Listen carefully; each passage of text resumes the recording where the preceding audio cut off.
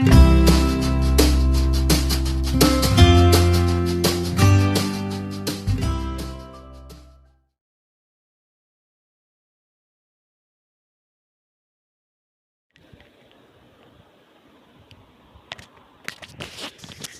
बच्चों, आप सबका स्वागत है my YouTube channel Sarita Hindi classes में। मैंने पिछले भाग में आपको सूरदास जी का लेखक परिचय व उनके द्वारा रचित पदों का सारांश पढ़ाया।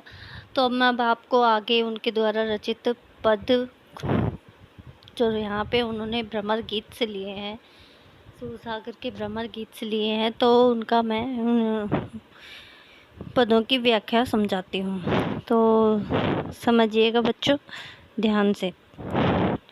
सबसे पहला अपन पद लेते हैं, ये है यहाँ पे जो गोपियाँ हैं वो उद्धव से बातें करती हुई कहती हैं कि हे उद्धव, उद्धव तुम हो अति बड़भागी, आप तो बड़े भाग्य वाले हो। अपरस रहत स्नेह तगाते, आप नाहिन मन अनुरागी। अपरस यानी कि उनके पास रहते हुए भी स्नेह तगा मीन्स धागा। हे उद्धव, आप तो बड़े भाग्य वाले हो, उनके पास रहकर भी उनके प्रति आपका मन उनके प्रेम में पड़ा नहीं है। आप तो ठीक उसी प्रकार हो जैसे पुरैनी पात रहत जल भीतर। पुरैनी मीन्स होता है कमल का फूल। जैसे कमल का फूल जल के कमल के फूल के पत्ते जल के भीतर रहते हैं और कमल के फूल पर किसी भी प्रकार का तारस देनदायक किसी भी प्रकार का दाग धब्बा नहीं लगता, बल्कि कमल वैसे कीचड़ में खिलता है लेकिन फिर भी कमल का फूल एकदम साफ होता है, उस पर उसके कीचड़ का कोई असर नहीं पड़ता। उसी प्रकार हे उद्धव, आप भी ठीक उसी कमल के समान हो जो श्री कृष्ण के पास रहकर भी उनके प्रेम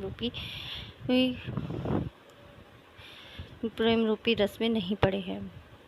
जो जल महा तेल के गगरी बूंद न ताको लागी। जिस प्रकार एक चिकना घड़िया अगर उसे जल में डुबो दे तो उस पर जल की बूंदें नहीं लगती, उसी प्रकार हे उद्धव, आप भी ठीक उसी प्रकार हो। आप इतने पास रहकर भी उनके प्रेम के बंधन से मुक्त हो। प्रीत नदी में पाँव न बोरो, आपने प्रेम दृष्टि न रूप परागिन। आपने प्रीत रूपी नदी में पैर नहीं रखा है, ना ही उनकी बाकी दृष्टि पर मोहित हुए हैं।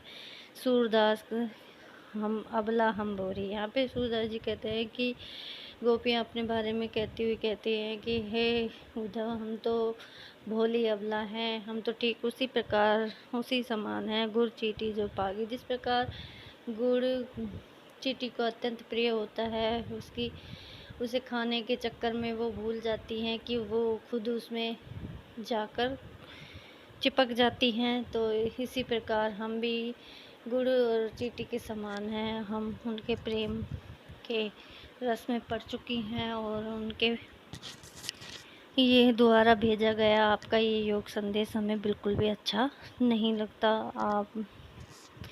आप ही हैं जो उनके पास रहकर भी उनके प्रेम में नहीं पड़े। हम तो उनके प्रेम में पड़ी हुई गोपियाँ हैं, तो आप ये ज्ञान योग की बातें ना करें तो ये अच्छा है। तो बच्चों, यहाँ पे उद्धव जी और गोपियों के मध्य का जो संवाद था मैंने आपको समझाया, समझ में आ गया होगा कि किस तरह कृष्ण जी ने उद्धव जी को गोपियों को योग संदेश देने के लिए भेजा था और किस तरह उन्होंने फिर उद्धव जी के बारे में ही उन्हें बताया कि आप कैसे हैं, आप ही बड़े भाग्य वाले हैं जो उनके प्रेम के बंधन में नहीं बंधे, नहीं तो हर कोई उनके प्रेम के बंधन में बंध जाता है। दूसरा पद मैं अब आपको यहाँ पे एक्सप्लेन कर रही हूँ बच्चों, ध्यान से सुनिएगा। मन ही मान रही। यहाँ पर गोपियाँ कह रहे हैं कि हमारे तो मन की मन में ही मांझ मीन्स इच्छा रह गई। कहिए जाए कौन पे उद्धव ना ही परत कही। हे उद्धव, पर उनसे जाकर कौन कहे ये सब कि हमारे तो मन के मन में ही रह गई। तो यहाँ पर गोपियाँ क्या कह रही हैं उद्धव से, ये कह रही हैं कि हे उद्धव जी, हमारे तो मन की मन में ही रह गई। पर उनसे कहिए जाए कौन पे उद्धव, पर उनसे जाकर कौन कहे कि हम तो उनके किस नहीं परत कही। अवधि आधार आ सावन की, तन मन बिथा सही। उद्धव जी, हम तो इतने दिनों से आस लगाए बैठे थे उनके आने की, और उनके आने की से पहले जो पीड़ा तन मन जो पीड़ा होती है इंतज़ार की, वो हमने तन मन से सही। और उन्होंने अब इन योग संदेशनी सुनी सुनी बिरहनी बिरहदई, और उन्होंने आपको भेजकर ये योग संदेश हमें सुनाने को कहा है। इसको सुनकर तो हमारी विरह की पीड़ा और बढ़ गई है, और उसमें हम और अधिक जलने लग गए हैं। चाहती होती गुआरी जितई थे उत्ते धार बही, जहाँ से ये जो धार बही है उसी पर वहाँ पर ही जाकर गुहार करनी चाहिए, यानी कि श्री कृष्ण जी से ही वहाँ पर जाकर कहिएगा कि अब धीर सूरदास अब धीर धरई क्यों। सूरदास जी कहते हैं कि गोपियाँ अब धीर धरई क्यों, अब वो कैसे धीर धरें, मर्यादा न लई। उन्होंने प्रेम की मर्यादा का पालन ही नहीं किया। तो यहाँ पे जो बच्चों ये जो पद है, ये इसमें ये कहा है कि वो इतने दिनों से उनका इंतज़ार कर रही थी, और इंतज़ार से पूर्व जो पीड़ा होती है उसको वो उसी व्यथा को वो सह रही थी, लेकिन उन्होंने उद्धव को भेजकर